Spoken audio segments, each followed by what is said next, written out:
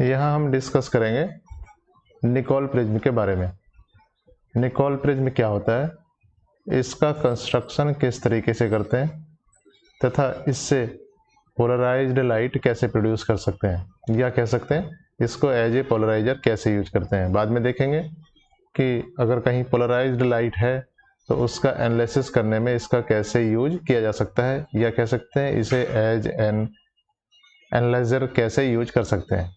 तो Nicol prism जो होता है वो एक कैल्साइट क्रिस्टल होता है।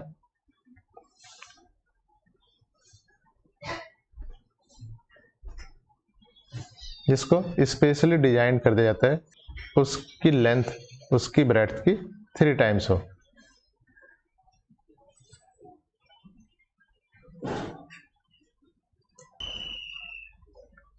तो इस तरीके से एक निकोल प्रिज्म बनाते हैं, उसको नीचे तक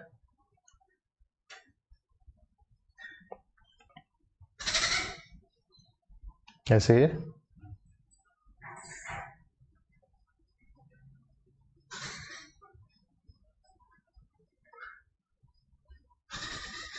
इसका नाम दे देते हैं ए बी सी डी, और ये नाम दे देते हैं ई एफ जी और एच।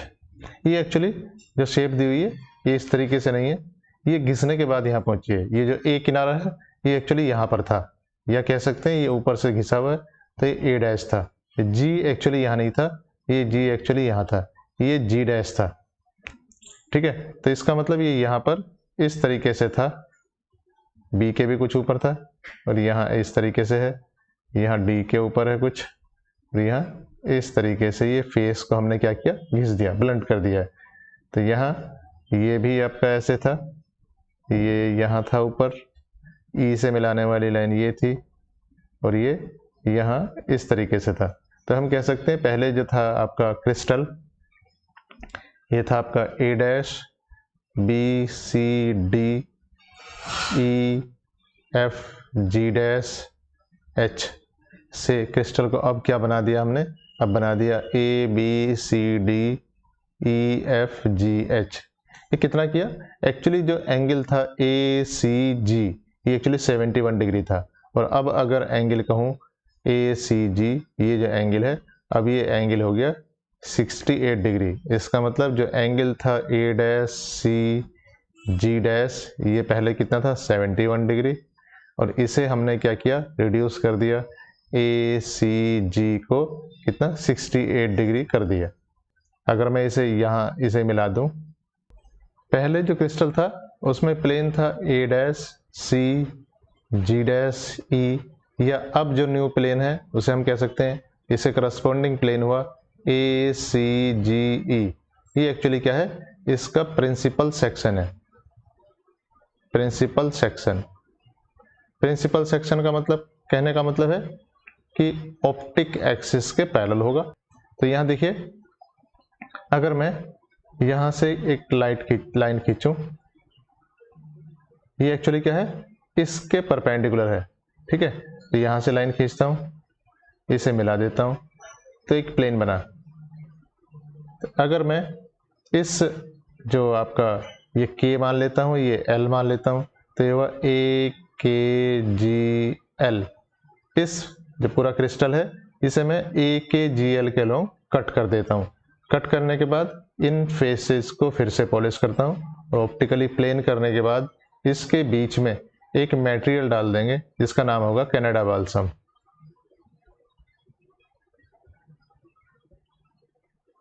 कनाडा बाल्सम इसके बीच में थिन लेयर लगाने के बाद इसे हम क्रिस्टल को फिर से चिपका देते हैं, फिर से इसे वैसा ही बना देते हैं। तो होता क्या है कि कनाडा बाल्सम एक ऐसा मटेरियल है जिसका रिफ्रैक्टिव इंडेक्स ओ रे के रिफ्रैक्टिव इंडेक्स और ई रे के रिफ्रैक्टिव इंडेक्स के बीच में होता है।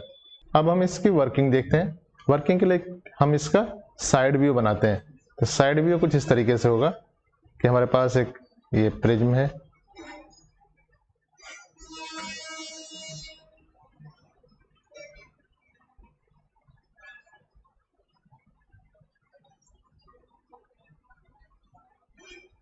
तो ये एंगल कितना है, ये एंगल एक्चुअली 68 डिग्री है।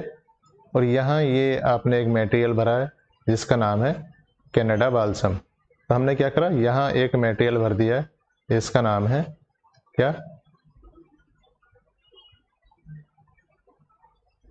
Canada balsam. अब होता क्या है कि जब लाइट यहाँ से इंसिडेंट होगी तो इंसिडेंट होने पर वो लाइट दो रे में बट जाएगी। अगर एक रे ऐसे जा रही है तो दूसरी रे यहाँ पहुँचेगी। ये एक्चुअली क्या है, ये ई रे है और ये ओ रे है। ये प्रिंसिपल सेक्शन है, ये क्या है, ये प्लेन प्रिंसिपल सेक्शन है। तो प्रिंसिपल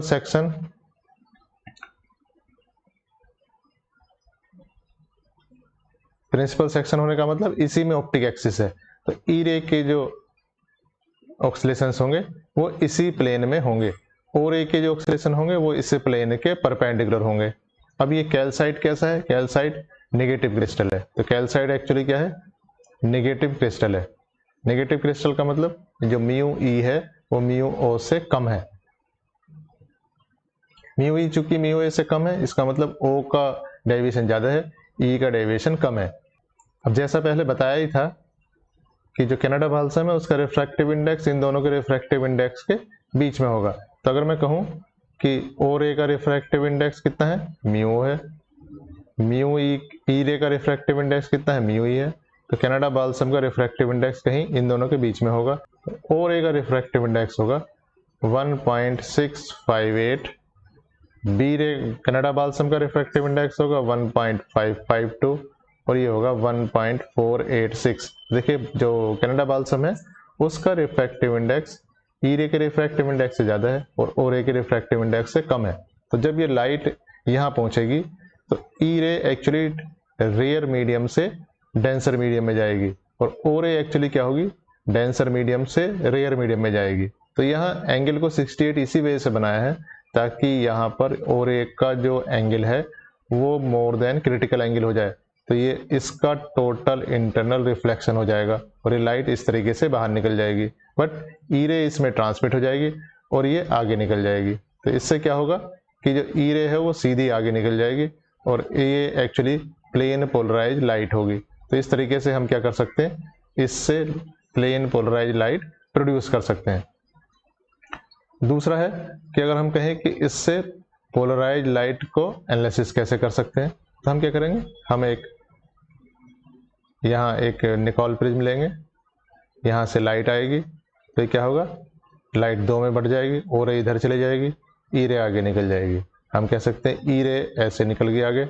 अगर हम दूसरा पोलराइजर बिल्कुल इसी डायरेक्शन में यानी कि उसको इसी एंगल पर रखें तो क्या होगा, ई रे उसमें से बाहर निकल जाएगी। तो इस तरीके से हम कह सकते हैं कि लाइट जो यहाँ ई रे थी वो इसमें आने के बाद उसके ई रे रही और यहाँ आगे निकल गई। अगर हम दूसरे केस में देखें कि हम दूसरा एक पोलराइजर लें और यहाँ से ये लाइट ऐसे आई, ओ रे आगे निकल गई, ये रिफ्लेक्ट हो गई, ई रे आगे चली गई और यहाँ इसे क्या करें, हम इसे हम 90 डिग्री रोटेट कर दें।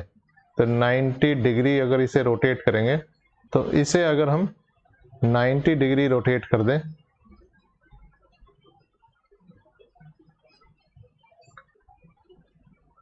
तो यहाँ जो आने वाली ई रे है उसके जो वाइब्रेशन यहाँ पर थे वो प्रिंसिपल सेक्शन के प्लेन में थे, बट यहाँ पर प्रिंसिपल सेक्शन 90 डिग्री रोटेट हो गया। तो अब ये ई रे एक्चुअली इसमें अंदर आने के बाद क्या बन जाएगी, ओ रे बन जाएगी और ये इससे क्या होगी, इससे इसका टोटल इंटरनल रिफ्लेक्शन हो जाएगा और यहाँ लाइट नहीं दिखाई देगी। तो ये इससे पहचान हो सकती कि जो इंसिडेंट लाइट है जो पोलराइज्ड है उसके ई वाइब्रेशंस किस प्लेन में हैं। तो इससे हम क्या करेंगे, इसे हम एज एन एनालाइजर यूज कर सकते हैं। तो ये एक्चुअली क्या हुआ, ये एक्चुअली हुआ पोलराइजर और ये हुआ एनालाइजर। तो हमने देखा कि कैसे इसे बनाएंगे, कैसे प्रोड्यूस करेंगे और इसे कैसे पोलराइजर और एनालाइजर की तरह कैसे यूज करेंगे। Thank you.